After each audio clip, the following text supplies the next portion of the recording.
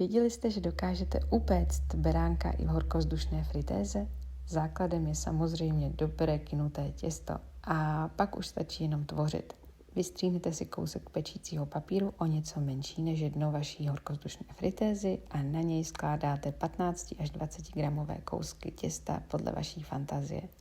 Následně necháte dokynout buď půl hodiny v teple, to znamená v pokojové teplotě, nebo přes noc v lednici, to znamená, že si ho můžete čerstvého upéct ráno dětem k snídani během chviličky, a nebo pokud spěcháte a chcete ho k odpolední svačině, můžete použít parní program, který tady zapínám na 2 minuty, ale ve skutečnosti ho nenechám dojet do konce. Přibližně po 30 vteřinách ho vypínám.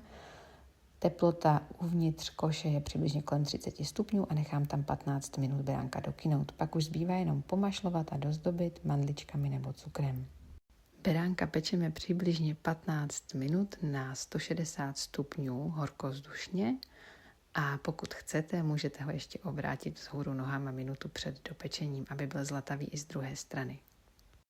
Recept na těsto a všechny tipy, triky a finty vám mohou přistát i do zprávy, stačí napsat slovo beran do komentáře a já se těším na fotky z vašich společných tvoření. Mějte se krásně.